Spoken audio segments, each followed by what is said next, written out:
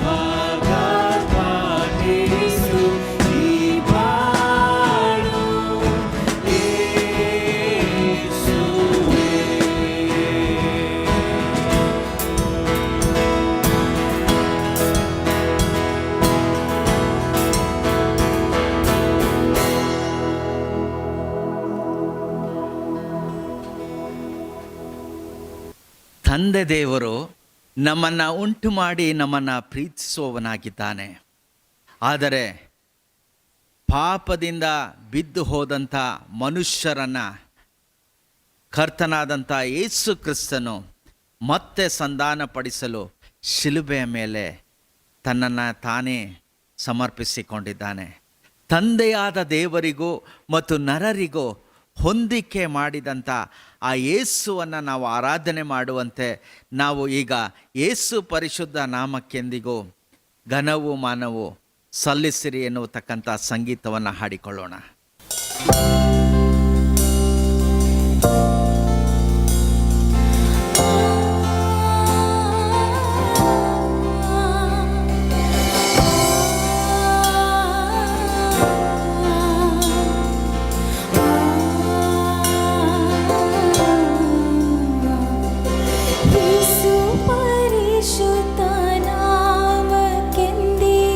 ಘನವು ಮಾನವು ಸಲ್ಲಿಸಿರಿ.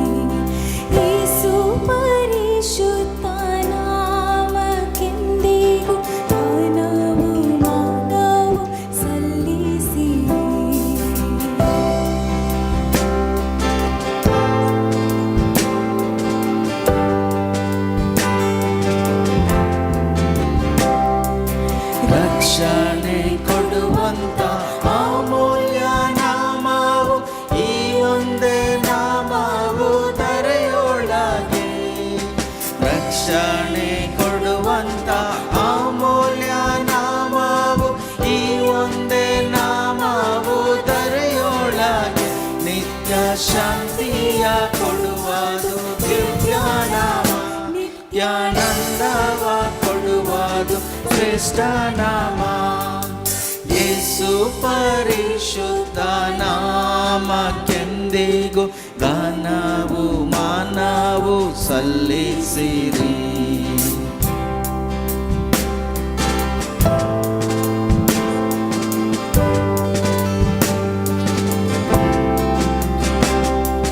ತಂದೆಗೂ ನರರಿಗೂ ಹೊಂದಿಕೆ ಮಾಡಿ ಶಿಲುಬೆಲಿ ತೂಗಿದ ಯೇಸು ನಾಮ. ತಂದೆಗೂ ನರರಿಗೂ ಹೊಂದಿಕೆ ಮಾಡಿ ಶಿಲುಬೆಲಿ ತೂಗಿದ ಯೇಸು ನಾಮ. ದೈವ ಶಾಪವ ನೀಗಿದ ಒಳ್ಳೆ ನಾಮ, ದೈವ ಪ್ರೀತಿಯ ತೋರಿದ ಪ್ರಿಯ ನಾಮ.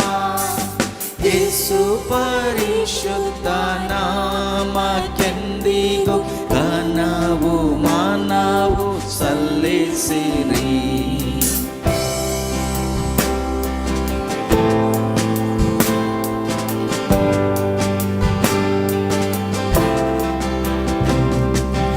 ಎಲ್ಲರ ಸ್ತುತಿಗೆ ಇದೊಂದೇ ನಾಮವು, ಎಲ್ಲರ ಭಕ್ತಿಗೂ ಯೋಗ್ಯ ನಾಮ. ಎಲ್ಲರ ಸ್ತುತಿಗೆ ಇದೊಂದೇ ನಾಮವು, ಎಲ್ಲರ ಭಕ್ತಿಗೂ ಯೋಗ್ಯ ನಾಮ. ಮಹಾಭಾಗ್ಯವ ನೀಡಿದ ಧನ್ಯ ನಾಮ, ನಿತ್ಯ ನಿರಂತರ ನಿಲ್ಲುವ ಸತ್ಯ ನಾಮ. ಯೇಸು ಪರಿಶುದ್ಧ ನಾಮಕ್ಕೆಂದಿಗೂ ಗಾನವು ಮಾನವು ಸಲ್ಲಿಸಿರಿ. ದೇವರ ಪರಿಶುದ್ಧ ನಾಮಕ್ಕೆ ಸ್ತೋತ್ರವಾಗಲಿ. ಇನ್ನೊಂದು ಭಾನುವಾರ ನೀವು ಮನೆಯಲ್ಲಿ ಕೂತ್ಕೊಂಡು ನಿಮ್ಮ ಯೂನಿಟ್ಸ್ ಅಥವಾ ಈ ಸೆಲ್ ಫೋನನ್ನಾಗಲಿ ಅಥವಾ ಟಿ ವಿಯನ್ನು ಆನ್ ಮಾಡಿಕೊಂಡಿದ್ದೀರಿ, ನಮ್ಮೊಂದಿಗೆ ಸೇರಿ ಆರಾಧನೆ ಮಾಡುವಂತೆ ನೀವು ಕೂಡ ಮನಸ್ಸಿಟ್ಟು ಬಂದಿದ್ದೀರಿ. ಕರ್ತನಾಮಕ್ಕೆ ಸ್ತೋತ್ರವಾಗಲಿ. ಇವತ್ತು ಪರಿಶುದ್ಧವಾದ ಗ್ರಂಥದಿಂದ ನಾವು ಕಳೆದ ಕೆಲವು ದಿನಗಳಿಂದ ನಾವೇನು ನೋಡ್ತಿದ್ದೇವೆ ಅಂತಂದರೆ, 6 ದಿನಗಳಲ್ಲಿ ತನ್ನ ಸೃಷ್ಟಿ ವಾರದಲ್ಲಿ ದೇವರು ಸೃಷ್ಟಿ ಮಾಡಿ 7ನೇ ದಿವಸ ವಿಶ್ರಮಿಸಿಕೊಂಡೆಂದ್ಬಿಟ್ಟು ನಾವು ನೋಡಿದ್ದೇವೆ. ಇವತ್ತು ಹಾಗೆ ಮುಂದುವರಿಸೋಣ. ಇನ್ನಷ್ಟು ಸತ್ಯಾಂಶವನ್ನು ಸತ್ಯವೇದದಿಂದ ನಾವು ನೋಡೋಣ. ಪರಿಶುದ್ಧಾತ್ಮನ ಸಹಾಯಕ್ಕಾಗಿ ತಲೆಬಾಗಿಸಿ ಪ್ರಾರ್ಥನೆ ಮಾಡೋಣ. ಪ್ರೀತಿಯುಳ್ಳ ನಮ್ಮ ತಂದೆಯಾದ ದೇವರೇ, ಇವರೆಗೆ ನಡೆಸಿದ್ದಿ ನಿನ್ನ ನಾಮಕ್ಕೆ ಸ್ತೋತ್ರವಾಗಲಿ. ನಮ್ಮನ್ನು ಇನ್ನೂ ಜೀವಂತವಾಗಿಟ್ಟು ಇವತ್ತು ಆರಾಧನೆಯಲ್ಲಿ ಕರ್ತನೆ ಪಾಲ್ಗೊಳ್ಳುವಂತೆ ಕೃಪೆ ಕೊಟ್ಟಿದ್ದಕ್ಕಾಗಿ ನಿಮಗೆ ಸ್ತೋತ್ರ ಸಲ್ಲಿಸ್ತೇವೆ. ದೇವ, ಮನೆಗಳಲ್ಲಿ ಕರ್ತನೆ ಆರಾಧನೆಯನ್ನು ಏರ್ಪಡಿಸಿಕೊಂಡಿದ್ದಕ್ಕಾಗಿ ನಿಮಗೆ ಸ್ತೋತ್ರ. ಕರ್ತ, ಈ ಸಮಯದಲ್ಲಿ ಬಾ, ನನ್ನೊಂದಿಗೆ ಮಾತನಾಡು. ಮನುಷ್ಯನ ಮಾತು ನಿಂತು ಹೋಗಲಿ, ನನ್ನೊಂದಿಗೆ ಮಾತನಾಡು. ನನ್ನನ್ನು ಬದಲಾಯಿಸು, ನಮ್ಮೊಬ್ಬೊಬ್ಬರನ್ನು ಬದಲಾಯಿಸು. ನಾವು ನಿನಗಾಗಿ ಜೀವಿಸುವಂಥ ಒಂದು ಚಾಲೆಂಜಲ್ಲಿ, ಒಂದು ಕೋಹಟ, ಒಂದು ತೀರ್ಮಾನದಲ್ಲಿ ಮುಂದೆ ಹೋಗುವಂತೆ ಸಹಾಯ ಕೊಟ್ಟು ನಡೆಸು. ಪ್ರಾರ್ಥನೆ ಕೇಳಿದ್ಯಪ್ಪ, ಇದಕ್ಕಾಗಿ ಸ್ತೋತ್ರ. ಯೇಸು ಕ್ರಿಸ್ತನ ಪರಿಶುದ್ಧ ನಾಮದಲ್ಲಿ ಬೇಡಿದೆ ನಮ್ಮ ತಂದೆ, ಆಮೆನ್.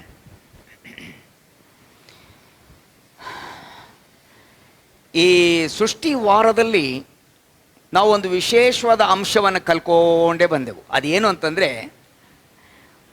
ಮೊದಲನೇ ದಿವಸ, 2ನೇ ದಿವಸ, 3, 4, 5, 6 ದಿನಗಳಲ್ಲಿ ದೇವರು ಹೇಗೆ ಸೃಷ್ಟಿ ಮಾಡಿದ್ನಲ್ಲ, ಆ ಸೃಷ್ಟಿಯ ವಿಷಯದಲ್ಲಿ ಕೂಡ ಒಂದೊಂದು ದಿನ ಹೇಗೆ ಒಂದು ವಿಶ್ವಾಸಿಯ ಜೀವನಕ್ಕೆ ಅದು ಹೋಲಿಸಲ್ಪಟ್ಟಿದೆ ಅಂತ ನಾವು ನೋಡಿದ್ದೇವೆ. ಇವತ್ತು ಸೃಷ್ಟಿ ಮುಗಿದದೆ, ಸೃಷ್ಟಿ ಆದಮೇಲೆ ಅಥವಾ ಸೃಷ್ಟಿಯೆಲ್ಲ ಮುಗಿದ ಮೇಲೆ ಕರ್ತನು ಮಾಡಿರುವಂಥ ಒಂದು ಕಾರ್ಯವನ್ನು ನಾವು ಗಮನಿಸಿ ನೋಡೋಣ. ಪ್ರಿಯ ಸಹೋದರ ಸಹೋದರಿ, ದೇವಜನರೇ, ಆದಿಕಾಂಡ 2ನೇ ಅಧ್ಯಾಯಕ್ಕೆ ನಮ್ಮ ಗಮನವನ್ನು ಹರಿಸೋಣ. ಆದಿಕಾಂಡ 2ನೇ ಅಧ್ಯಾಯ ಮೊದಲಿನ 3 ವಚನಗಳನ್ನು ನಾವು ಕೇಳಿಸ್ಕೊಳ್ಳೋಣ. ದೇವರ ವಾಕ್ಯವನ್ನು ಕೇಳಿಸ್ಕೊಳ್ಳೋಣ. ಹೀಗೆ ಭೂಮ್ಯಾಕಾಶಗಳು ಅವುಗಳಲ್ಲಿರುವ ಸಮಸ್ತವು ನಿರ್ಮಿತವಾದವು. ದೇವರು ತನ್ನ ಸೃಷ್ಟಿ ಕಾರ್ಯವನ್ನು ಮುಗಿಸಿಬಿಟ್ಟು 7ನೆಯ ದಿನದಲ್ಲಿ ವಿಶ್ರಮಿಸಿಕೊಂಡನು. ದೇವರು ತನ್ನ ಸೃಷ್ಟಿ ಕಾರ್ಯವನ್ನು ಮುಗಿಸಿ ಆ 7ನೆಯ ದಿನದಲ್ಲಿ ವಿಶ್ರಮಿಸಿಕೊಂಡದ್ದರಿಂದ ಆ ದಿನವನ್ನು ಪರಿಶುದ್ಧ ದಿನವಾಗಿರಲಿ ಎಂದು ಆಶೀರ್ವದಿಸಿದನು. ಇದೇ ಭೂಮ್ಯಾಕಾಶಗಳ ನಿರ್ಮಾಣ ಚರಿತ್ರೆ. ಸತ್ಯವೇದ ಇದೆಯಲ್ಲ ನಮ್ಮ ಕೈಯಲ್ಲಿ, ಬೈಬಲ್ ಇದೆಯಲ್ಲ, ನಾನು ಏನಂದೆ ಈಗ, ಆದಿಕಾಂಡ 2ನೇ ಅಧ್ಯಾಯಕ್ಕೆ ಹೋಗ್ರಿ, ಮೊದಲಿನ 3 ವಚನಗಳನ್ನು ಓದಿಕೊಳ್ಳ್ರಿ ಅಂತ. ಆದರೆ ಆದಿಯಲ್ಲಿ ಬೈಬಲ್ ಈ ರೀತಿಯಾಗಿ ಅಧ್ಯಾಯ ಮತ್ತು ವಚನಗಳಿಂದ ಅದು ಡಿವೈಡ್ ಆಗಿರಲಿಲ್ಲ. ಸ್ಟೀಫನ್ ಅನ್ನುವಂಥವರು 13ನೇ ಶತಮಾನದಲ್ಲಿ ಸತ್ಯವೇದದ ಅಧ್ಯಾಯಗಳನ್ನು ಅವರು ಬೇರ್ಪಡಿಸಿ ಅದನ್ನೆಲ್ಲ ಸರಿಪಡಿಸಿದರು. ಮತ್ತು 15ನೇ ಶತಮಾನದಲ್ಲಿ ಒಬ್ಬ ಯಹೂದಿ ರಬ್ಬಿ ವಚನಗಳನ್ನು ಅವರು ಹಾಕಿದ್ರೆ ಅಂದ್ಬಿಟ್ಟು ನಾವು ನೋಡ್ತೇವೆ. ಯಾಕೆ ಇದನ್ನು ಹೇಳ್ತಾ ಇದ್ದೀನಿ ಅಂತಂದರೆ, ಆದಿಕಾಂಡ 1ನೇ ಅಧ್ಯಾಯದ ಕತೆ ಅದು ಆದಿಕಾಂಡ 1ನೇ ಅಧ್ಯಾಯದ ಕತೆ 31ನೇ ವಚನ ಕೊನೆಯ ವಚನಕ್ಕೆ ಬಂದು ಅಲ್ಲಿ ನಿಲ್ಲಲ್ಲ, ಅದು ಹಾಗೆ ಮುಂದುವರಿಯಲ್ಪಟ್ಟಿದೆ. ಈಗ ತಾನೇ ಓದಿದ್ವಲ್ಲ ಈ 3 ವಚನಗಳು, ಅದೆಲ್ಲ 1ನೇ ಅಧ್ಯಾಯದಲ್ಲೇ ಇದ್ದಿದ್ರೆ ಚೆನ್ನಾಗಿತ್ತ ಅಂತ, ಯಾಕಂದರೆ ಅದೇ ಥಾಟ್ ಇದೆ, ಆರಾಧನೆಯ ಥಾಟ್ ಆಗಿದೆ. ಇದಕ್ಕೆ ಒಂದು ಸಣ್ಣ ಒಂದು ಚಂದವಾಗಿರುವಂಥ ಒಂದು ವಿಷಯ ನಿಮ್ಮ ಮುಂದೆ ಇಡ್ತೇನೆ. ಅದು ಯಾವುದು ಅಂತಂದರೆ, ಹೊಸ ಒಡಂಬಡಿಕೆ ಒಂದು ಕತೆ ಜ್ಞಾಪಕ ಆಗ್ತದೆ, ನಡೆದಿರುವಂಥ ಘಟನೆ ಜ್ಞಾಪಕ ಆಗ್ತದೆ ನನಗೆ. ಅದು ಯಾವುದು ಅಂತಂದರೆ, ಅಪೊಸ್ತಲರ 8ನೇ ಅಧ್ಯಾಯದಲ್ಲಿ ಐಥಿಯೋಪ್ಯ ದೇಶದ ಒಬ್ಬ ಕಂಚುಕಿ ಯೆರೂಸಲೇಮಿಗೆ ಬಂದು ಆರಾಧನೆ ಮಾಡಿ ವಾಪಸ್ ಹೋಗ್ತಾ ಇದ್ದಾನೆ ರಥದಲ್ಲಿ. ಆಗ ಕರ್ತನ ಆತ್ಮನು ಫಿಲಿಪ್ಪನಿಗೆ ಹೇಳ್ತಾನೆ, ಹೋಗು ಆ ರಥದೊಂದಿಗೆ ಓಡು ಅಂತಾನೆ, ಹತ್ತಿರ ಹೋಗು ಅಂತಾನೆ. ಗಾಜಕ್ಕೆ ಹೋಗುವಂಥ ದಾರಿಗೆ ಹೋಗ್ತಾ ಇರೋ ಓಡ್ತಾ ಇರೋ, ಅದು ಅಡವಿ ಅಂತ ಹೇಳ್ತಾನೆ. ಇವನು ವಿಧೇಯನಾಗಿ ಹೋಗ್ತಾನೆ. ಅಲ್ಲಿ ಒಂದು ರಥದಲ್ಲಿ ಒಂದು ಸುರುಳಿಯನ್ನಿಟ್ಟುಕೊಂಡು ಯೆಶಾಯನ ಗ್ರಂಥವನ್ನು ಓದ್ತಿರ್ತಾನೆ. ಯಾರೋ ಕಂಚುಕಿ ಆರಾಧನೆಗೆ ಬಂದು ಒಂದು ಖಾಂಡದಿಂದ ಬಂದು ಇನ್ನೊಂದು ಖಾಂಡಕ್ಕೆ ವಾಪಸ್ ಹೋಗ್ತಾ ಇದ್ದಾನೆ ತನ್ನ ಮನೆಗೆ. ಚಂದ ಅಲ್ಲ ಇದು? ಹೋಗುವಂಥ ಸಮಯದಲ್ಲಿ ಈಗ ಕೇಳಿಸ್ಕೊಳ್ಳೋಣ, ಸತ್ಯವೇದ ಆವಾಗಿನ್ನೂ ಅಧ್ಯಾಯಗಳು ವಚನಗಳು ಡಿವೈಡ್ ಆಗಿರಲಿಲ್ಲ. ಉದ್ದಕ್ಕೆ ಒಂದು ಪ್ಯಾರಾಗ್ರಾಫ್ಸ್ ಇರ್ತಾಯಿತ್ತು. ಪರಿಚ್ಛೇದ ಅದ ಒಂದೊಂದು ಪ್ಯಾರಾಗ್ರಾಫ್ಸ್ ಅಂತ ನೋಡಿ, ಒಂದೊಂದು ಥಾಟ್ ಅಥವಾ ಒಂದೊಂದು ಅಂಶ, ಅದಾದ ಮೇಲೆ ಮುಂದಿಂದು. ನಾವು ಮೊದಲೆಲ್ಲ ಲೆಟ್ರ್ ಬರೀತಾ ಇದ್ವಲ್ಲ, ಆ ರೀತಿಯಾಗಿ ಪ್ಯಾರಾಗ್ರಾಫ್ಸ್ ಲೆಟ್ರ್ ಬರೀತಾ ಇದ್ವಿ. ಸೊ ಹಾಗಾದರೆ ಆರಾಧನೆ ಮುಗಿಸ್ಕೊಂಡು ಯೆರೂಸಲೇಮಿನಿಂದ ಹೊರಟಂಥ ಈ ಕಂಚುಕಿ ಯೆಶಾಯನ ಗ್ರಂಥವನ್ನು ತೆಗೆದು ಯಾವ ಭಾಗ ಓದ್ತಿದ್ನೋ ಗೊತ್ತಿಲ್ಲ. ಆದರೆ ನನಗೆ ಗೊತ್ತಿಲ್ಲ, ಅವನು 1ನೇ ಅಧ್ಯಾಯದಿಂದ ಸ್ಟಾರ್ಟ್ ಮಾಡಿದ್ನೋ, 30ನೇ ಅಧ್ಯಾಯದಿಂದ ಸ್ಟಾರ್ಟ್ ಮಾಡಿದ್ನೋ, 40ನೇ ಅಧ್ಯಾಯದಿಂದ ಮಾಡಿದ್ನೋ ಗೊತ್ತಿಲ್ಲ. ಆದರೆ ದೇವರ ನಾಮಕ್ಕೆ ಸ್ತೋತ್ರವಾಗಲಿ, ಫಿಲಿಪ್ಪನು ಹೋಗಿ ಅವನ ಜೊತೆಗೆ ಓಡಿ ಅವನು ಮಾತಾಡುವಂಥ ಸಂಭಾಷಣೆ, ಆ ಟೈಮ್ನಲ್ಲಿ ಕಂಚುಕಿ ಆಗಲೇ 53ನೇ ಅಧ್ಯಾಯದ 7ನೇ ವಚನಕ್ಕೆ ಬಂದು ನಿಂತ್ಕೊಂಡ್ಬಿಟ್ಟಿದ್ದ. ಅಂದರೆ ಅಲ್ಲಿ ಓದ್ತಾ ಇದ್ದ. ನೋಡಿ, C the programming of god ಅಲ್ವಾ? ವಚನಗಳಿಲ್ಲ, ಅಧ್ಯಾಯಗಳಿಲ್ಲ, ಆದರೆ ಹಾಗೆ ಓದ್ಕೊಂಡು ಹೋಗ್ತಾ ಇದ್ದಾನೆ. ಒದ್ದೆ ಸ್ಥಾನಕ್ಕೆ ಒಯ್ಯಲ್ಪಡುವಂಥ ಕುರಿಮರಿ ವಿಷಯದಲ್ಲಿ ಅಲ್ಲಿ ಯೆಶಾಯನು ಬರೀತಾನೆ. 53ನೇ ಅಧ್ಯಾಯ ನೋಡಬೇಕಾಗಿದ್ರೆ ಅದು ಯೇಸು ಕ್ರಿಸ್ತನ ಶಿಲುಬೆ ಶ್ರಮೆ ಮರಣದ ವಿಷಯದಲ್ಲಿ ವಿವರಣೆಯಾಗಿದೆ ಅಲ್ಲಿ. ಆಗ ಒಂದು ಸಂಭಾಷಣೆ ಉಂಟಾಗ್ತದೆ. ಆಗ ಯೇಸು ಕ್ರಿಸ್ತನ ಪರಿಚಯ ಕಂಚುಕಿಗಾಗ್ತದೆ. ಅವನು ರಕ್ಷಣೆ ಹೊಂದಿ ದೀಕ್ಷಾಸ್ನಾನ ಕೂಡ ಮಾಡಿಕೊಂಡು ವಾಪಸ್ ಮನೆಗೆ ಸಂತೋಷವಾಗಿ ಹೋಗ್ತಾ ಇದ್ದಾನೆ. ಅದು ನನ್ನ ಸಬ್ಜೆಕ್ಟ್ ಅಲ್ಲ. ಆದರೆ ಯಾಕೆ ಹೇಳಿದೆ ಅಂತಂತಂದರೆ, 1ನೇ ಅಧ್ಯಾಯ ಆದಿಕಾಂಡ 1ನೇ ಅಧ್ಯಾಯದ 31ನೇ ವಚನದ ಜೊತೆಗೆ ಈ 3 ವಚನ ಸೇರ್ಕೊಂಡ್ಬಿಟ್ಟಿದ್ರೆ ಅಲ್ಲಿಗೆ ಒಂದು ಯಾವುದು ಸೃಷ್ಟಿ ಕಾರ್ಯ ಮುಗಿದು ಆಮೇಲೆ 7ನೇ ದಿವಸ ವಿಶ್ರಮಿಸಿಕೊಂಡಂಥ ವಿಷಯ ಕೂಡ ಅಲ್ಲಿ ಬರೆಯಲ್ಪಟ್ಟಿದೆ. ಅದಕ್ಕೋಸ್ಕರ ನಾನು ಹೇಳ್ತೀನಿ ಏನಂತಂದರೆ, ಕಂಚುಕಿ ಕಥೆ ಕೇಳಿದ ತಕ್ಷಣ ನಾನು ಒಂದು ಸಣ್ಣದಾಗಿ ಬರ್ಕೊಂಡ್ಬಿಟ್ಟಿದ್ದೇನೆ. ಏನಂತ ಬರ್ಕೊಂಡಿದ್ದೀನಿ ಅಂದರೆ, God is a fantastic programmer ಅಂತ. God writes, God arranges, God explains and God saves. God is good. ಸರಿ, ವಾಪಸ್ ಬರೋಣ ಈಗ. ಎಲ್ಲಿಗೆ? ಆದಿಕಾಂಡ 2ನೇ ಅಧ್ಯಾಯ ಮತ್ತು ಅದರ 2ನೇ ವಚನ ನೋಡ್ಕೊಳ್ಳೋಣ. 2ನೇ ವಚನವನ್ನು ಓದಿಕೊಳ್ಳೋಣ ಮತ್ತೆ. ದೇವರು ತನ್ನ ಸೃಷ್ಟಿ ಕಾರ್ಯವನ್ನು ಮುಗಿಸಿ ಬಿಟ್ಟು 7ನೆಯ ದಿನದಲ್ಲಿ ವಿಶ್ರಮಿಸಿಕೊಂಡನು. ದೇವರು ತನ್ನ ಸೃಷ್ಟಿ ಕಾರ್ಯವನ್ನು ಮುಗಿಸಿ ಆ 7ನೆಯ ದಿನದಲ್ಲಿ ವಿಶ್ರಮಿಸಿಕೊಂಡದ್ದರಿಂದ ಆ ದಿನವನ್ನು ಪರಿಶುದ್ಧ ದಿನವಾಗಿರಲಿ ಎಂದು ಆಶೀರ್ವದಿಸಿದನು. 7ನೇ ದಿವಸ ಕರ್ತನು ಏನು ಕೆಲಸ ಮಾಡಲಿಲ್ಲ ಅಂದರೆ ಸೃಷ್ಟಿ ಕಾರ್ಯ ಮುಗೀತಲ್ಲ, ಸೃಷ್ಟಿ ಕಾರ್ಯ ಮುಗಿದ ಮೇಲೆ 6ನೇ ದಿವಸ ಸೃಷ್ಟಿ ಕಾರ್ಯ ಮುಗಿದು 6ನೇ ದಿವಸದ ಕೊನೆ ಭಾಗಕ್ಕೆ ಬರುವಾಗ ಆದಾಮ ಹವ್ವಳನ್ನು ಸೃಷ್ಟಿ ಮಾಡಿ ಪೂರ್ತಿ ಮುಗಿಸಿ ಕರ್ತನು ಏನು ಮಾಡಿದ ಅಂದರೆ ವಿಶ್ರಮಿಸ್ಕೊಂಡು ಅಂದ್ಬಿಟ್ಟು ನಾವು ನೋಡ್ತೇವೆ. ಅದನ್ನು ನಾವು ನೋಡಬೇಕಾಗಿದ್ರೆ ಅದೊಂದು ಸಬ್ಬತ್ ಅಂತ ನೋಡ್ತಾ ಇದ್ದೇವೆ ಇಲ್ಲಿ. ಆತನು ವಿಶ್ರಮಿಸ್ಕೊಂಡ 7ನೇ ದಿವಸ ಸಬ್ಬತ್ತಿಗೆ ಅದು ಸೂಚನೆ ಆಗಿದೆ ಅಂದ್ಬಿಟ್ಟು ನಾವು ನೋಡ್ತೇವೆ. ಆದರೆ ಈ ಸಬ್ಬತ್ ಬಂದಿರುವಂಥದ್ದು ಯಾವಾಗ? ಅದು ಒಂದು ಆಜ್ಞೆ ಬಂದಿದ್ದು ಯಾವಾಗ? ವಿಮೋಚನ ಕಾಂಡ 20ನೇ ಅಧ್ಯಾಯದಲ್ಲಿ ಬಂದಿರುವಂಥ ಒಂದು ಆಜ್ಞೆ ಅದು. ಅದಕ್ಕಿಂತ ಮುಂಚೆ ಅಫ್ಕೋರ್ಸ್ ಮನ್ನಾ ಸೇರಿಸುವಂಥ ಸಮಯದಲ್ಲಿ ಕೂಡ 16ನೇ ಅಧ್ಯಾಯದಲ್ಲಿ ನಾವು ನೋಡ್ತೀವಿ. ವಿಮೋಚನ ಕಾಂಡದಲ್ಲಿ ಮನ್ನಾ ಸೇರಿಸುವಂಥ ಸಮಯದಲ್ಲಿ ಕೂಡ ಮೊದಲಿನ 5 ದಿನಗಳವರೆಗೆ ಪ್ರತಿ ದಿವಸ ಅವರು ಅದನ್ನು ಸಂಗ್ರಹ ಮಾಡಬೇಕು. 6ನೇ ದಿವಸ ಹೋಗಿ ಅವರು ಎಷ್ಟೋ ಡಬಲ್ ಸಂಗ್ರಹ ಮಾಡಬೇಕು. ಮಾರನೇ ದಿವಸ ಕೂಡ ಸಬ್ಬತ್ತಿಗೂ ಕೂಡ, ಯಾಕಂದ್ರೆ ಸಬ್ಬತ್ ದಿವಸ ಹೋಗಿ ಅವ್ರು ಕೆಲಸ ಮಾಡುವಂಗಿರಲಿಲ್ಲ. ಅದನ್ನು ಪರಿಶುದ್ಧವೆಂದು ಕರ್ತನು ಪರಿಗಣಿಸಿದೆ ಅಂದ್ಬಿಟ್ಟು ನಾವು ನೋಡ್ತೇವೆ. But Sabbath was established before 10 commandments. Sabbath ದಿನವು ದಶಾಜ್ಞೆಗಳು ಕೊಡೋಕ್ಕಿಂತ ಮುಂಚೆನೇ ಅದು ಆದಿಕಾಂಡ 2ನೇ ಅಧ್ಯಾಯದಲ್ಲೇ ಸ್ಥಾಪನೆ ಆಗಿ ಹೋಗಿತ್ತು. ಅದಕ್ಕೆ God has called this rest as holy. ಈ ಸಬ್ಬತ್ ದಿನವನ್ನು ಅದನ್ನು ಒಂದು ಬೇರ್ಪಡಿಸಿದನು ಅಂದ್ಬಿಟ್ಟು ನೋಡಿ. He separated it, sanctified it, called it holy. ಪರಿಶುದ್ಧವೆಂದು ಅದನ್ನು ಕರ್ತನು ಕರೆದನು ಅಂದ್ಬಿಟ್ಟು ನಾವು ನೋಡ್ತಾ ಇದ್ದೀವಿ. ಹೌದು, ಹಳೆ ಒಡಂಬಡಿಕೆಯ ಭಕ್ತರಿಗೆ, ಇಸ್ರಾಯೇಲರಿಗೆ ಈ ದಶಾಜ್ಞೆಗಳಲ್ಲದೆ ಇನ್ನೂ 600 ಚಿಲ್ಲರೆ ಆಜ್ಞೆಗಳು ಇದ್ದವು. ಇದನ್ನು ಮಾಡಬೇಕು, ಇದನ್ನು ಮಾಡಬಾರ್ದು ಅಂತ ಕೈಕೊಳ್ಳೋದಕ್ಕೆ. ಅದರ ವಿಷಯದಲ್ಲಿ ನಾನು ಹೇಳ್ತಾ ಇಲ್ಲ ಇವತ್ತು, ಅದರ ವಿಷಯಕ್ಕೆ ನಾನು ಬರ್ತಾ ಇಲ್ಲ ಇವತ್ತು. ಹಳೆ ಒಡಂಬಡಿಕೆಯ ಸಬ್ಬತ್ತನ್ನು ಆಚರಿಸಬೇಕಾ ಬೇಡವಾ, ಇದರ ವಿಷಯದಲ್ಲಿ ನಾನು ಚರ್ಚೆ ಇಲ್ಲ ಇವತ್ತು. ಆದರೆ ಈ ಸಬ್ಬತ್ತು ಅಥವಾ ದೇವರು ವಿಶ್ರಮಿಸಿಕೊಂಡು ಅಂದ್ಬಿಟ್ಟು ಆ ಒಂದು ವಚನದಲ್ಲಿರುವಾಗ ಆ ಒಂದು ವರ್ಡನ್ನು ವಿಶ್ರಮಿಸಿಕೊಂಡು ಅನ್ನುವಂಥ word, the rest, I am going to speak about the rest which God took in book of Genesis. ಯಾಕೆ ದೇವರು ವಿಶ್ರಮಿಸಿಕೊಳ್ಳಬೇಕು? ಯಾಕೆ ದೇವರು ವಿಶ್ರಮಿಸಿಕೊಳ್ಳಬೇಕು? ಆದಾಮನನ್ನು ಸೃಷ್ಟಿ ಮಾಡಿದಂಥ ಸಮಯದಲ್ಲಿ ಆತನ ಕೆಲಸದ ವಿಷಯದಲ್ಲಿ ಇಬ್ರಿಯ ಭಾಷೆಯಲ್ಲಿ 2 ಶಬ್ದಗಳು ಉಪಯೋಗಿಸಲ್ಪಟ್ಟಿವೆ. ಮೊದಲನೇದು ಯಾವುದು ಅಂತಂದರೆ ಒಂದು ರಫ್ ಆಗಿ ಮಾಡುವಂಥ ಒಂದು ವರ್ಕು, ರಫ್ ಆಗಿ ಮಾಡುವಂಥ ವರ್ಕು. ಇನ್ನೊಂದು ಯಾವುದು ಅಂತಂದರೆ ಭಾಳ ಇಂಟ್ರಿಕೇಟಾಗಿ, ಡೆಲಿಕೇಟಾಗಿ, ಸರಿಯಾದ ರೀತಿಯಲ್ಲಿ ಪೂರ್ತಿಯಾಗಿ ಅದನ್ನು ಚಂದವಾಗಿ ರಚಿಸುವಂಥದ್ದು. ಅದನ್ನೆಲ್ಲವನ್ನು ಮುಗಿಸಿ ಆದಾಮ ಹವ್ವಳರನ್ನು ಒಳ ಹೊರಗೆ ಕರ್ತನು ಆ ಪಾತ್ರೆಯಲ್ಲಿ ಅಥವಾ ಆ ಮಡಿಕೆಯಲ್ಲಿ ಕೈ ಹಾಕಿ ಹೇಗೆ ರೂಪಿಸಿದನೋ ಹಾಗೆ ರೂಪಿಸಿ ಎಲ್ಲವೂ ಒಳ್ಳೆಯದು, ಬಹು ಒಳ್ಳೆಯದೆಂದು ನೋಡಿ ತಾನ ಸೃಷ್ಟಿ ಕಾರ್ಯವನ್ನು ಸಂಪೂರ್ಣ ಮಾಡಿ ಆತನು ಏನು ಮಾಡಿದ ಅಂತಂದರೆ ಆತನು ವಿಶ್ರಮಿಸಿಕೊಂಡ. ದೇವರಿಗೆ ಆಯಾಸ ಆಯ್ತೇನೋ? ಆಯಾಸದ ಪ್ರಶ್ನೆನಿಲ್ಲ ರೀ ಪ್ರಿಯ ಸಹೋದರ ಸಹೋದರಿ. ಕೀರ್ತನೆ 121 ಹೀಗೆ ನೋಡ್ತೇವೆ, ಏನಂತಂದರೆ ಇಸ್ರಾಯೇಲರನ್ನು ಕಾಯುವಂಥ ದೇವರು ನಿದ್ರಿಸುವುದಿಲ್ಲ, ತೂಕಡಿಸುವುದಿಲ್ಲ.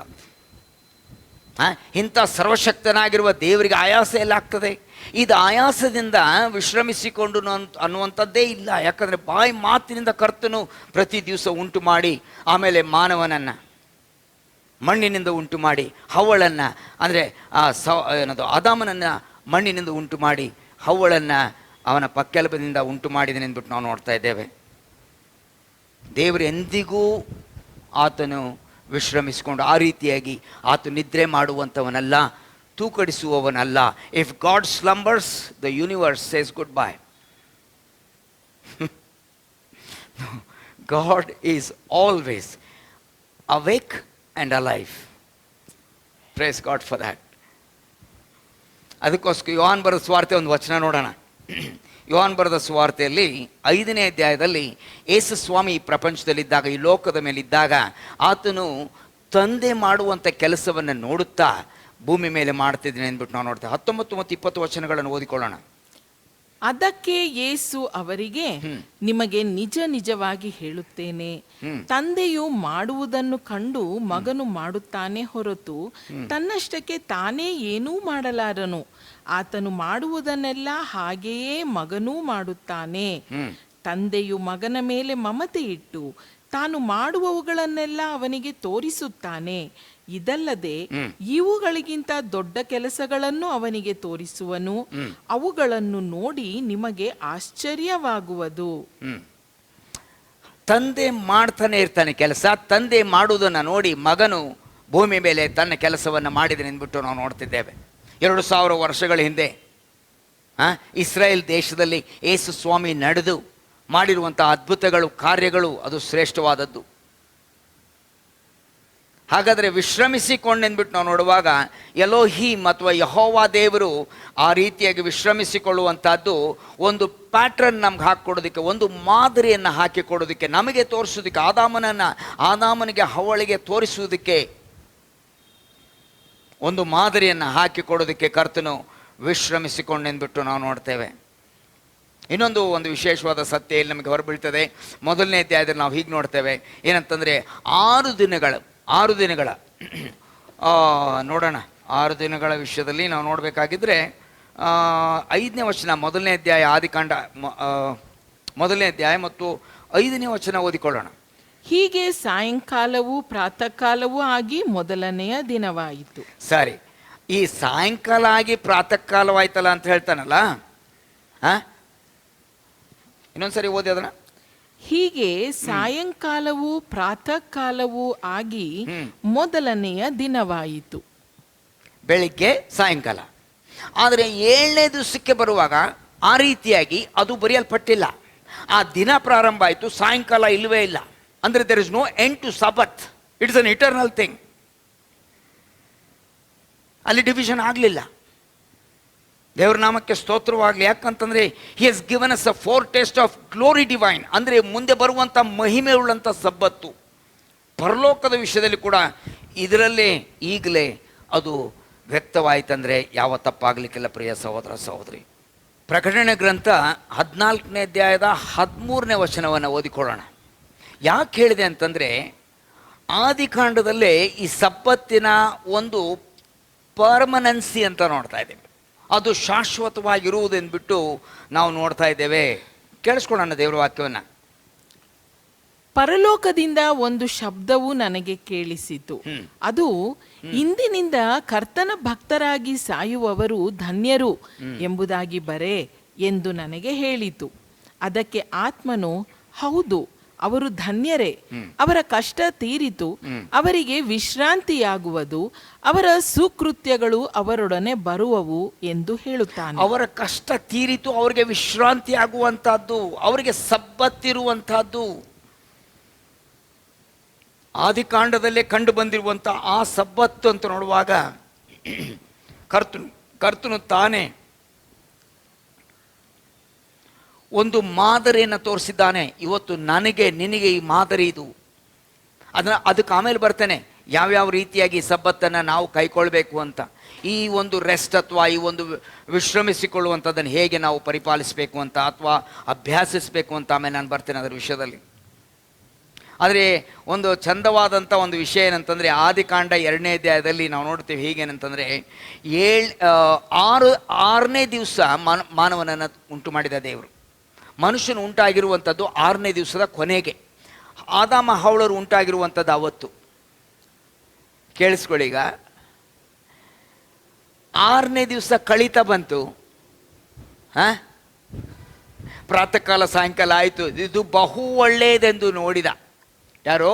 ಯೆಹೋವ ದೇವರು, ಒಡಂಬಡಿಕೆಯ ದೇವರು, ಜೀವ ಸ್ವರೂಪನಾದ ಯೆಹೋವನು ಸೃಷ್ಟಿ ಮಾಡಿ ಇದು ಬಹು ಒಳ್ಳೆಯದೆಂದು ಹೇಳಿ ಅವರನ್ನು ಆ ರೀತಿಯಾಗಿ ಕಂಪ್ಲೀಟ್ ಮಾಡಿದ್ದೀನಿ ಅಂದ್ಬಿಟ್ಟು ನಾವು ನೋಡ್ತೇವೆ. ಸರಿ, ಇನ್ನೊಂದು ಕೇಳಿಸ್ಕೊಳ್ಳಿ. ಏನಂತಂದರೆ,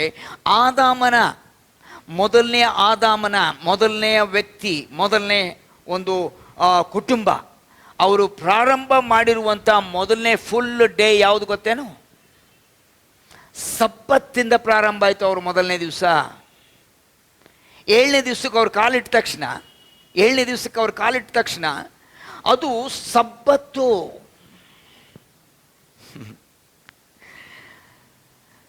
ಸಬ್ಬತ್ ಈಸ್ ಗಾಡ್ಸ್ ಡೇ. ಯೆಹೋವನ ದಿನವಾಗಿತ್ತದು. ಅದಕ್ಕೋಸ್ಕರ ಅದನ್ನು ಪ್ರತ್ಯೇಕಿಸಿ, ಅದನ್ನು ಒಳ್ಳೆಯದೆಂದು ನೋಡಿ ಪ್ರತ್ಯೇಕಿಸಿ ಅದನ್ನು ಪರಿಶುದ್ಧ ಮಾಡಿದೆ ಅಂದ್ಬಿಟ್ಟು ನಾವು ನೋಡ್ತೇವೆ. ಹಾಗಾದ್ರೆ ಆದಾಮನು ಮೊದಲನೇ ದಿವಸ ಕೆಲಸ ಪ್ರಾರಂಭ ಮಾಡಲಿಲ್ಲ. ಆದಾಮನು ಸ್ಟಾರ್ಟ್ ಮಾಡಿದ್ದೆ ಆರಾಧನೆಯನ್ನು ಸಬ್ಬತ್ತಿನ ದಿವಸ. ಇದು ಒಂದು ಸಂತೋಷದ ಮತ್ತು ಒಳ್ಳೆಯ ಸಂಗತಿ. ಇದು ಒಂದು ನಮಗೆ ಪ್ಯಾಟ್ರನ್ ಆಗಬೇಕು. ಇದು ಒಂದು ರೀತಿಯಲ್ಲಿ ನಮಗೆ ಮಾದರಿ ಆಗಬೇಕು. ಕೆಲಸ ಕೆಲಸ ಕೆಲಸ ಇದೆ ಬಿಡಿ ಅಲ್ವಾ. ಅದಕ್ಕೆ ನಾನು ಸ್ವಲ್ಪ ಇನ್ನೊಂದು 10-15 ನಿಮಿಷ ಆದಮೇಲೆ ಬರ್ತೀನಿ ನಾನು ಅದಕ್ಕೆ. 7th day was to appreciate creation of God. Statement ಮಾಡಿದ್ದೇನೆ ಅಷ್ಟೇ.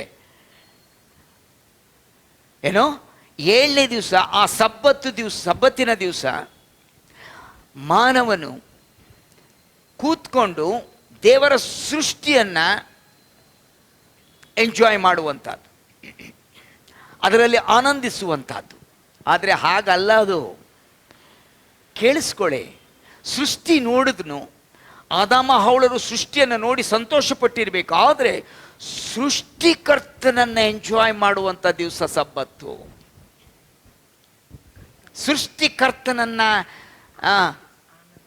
ಸೃಷ್ಟಿಕರ್ತನಲ್ಲಿ ಆನಂದಿಸುವಂಥದ್ದೇ ಸಬ್ಬತ್ ಎಂದ್ಬಿಟ್ಟು ನಾವು ನೋಡ್ತೇವೆ. ಓಂ ಫ್ಯಾಂಟಾಸ್ಟಿಕ್.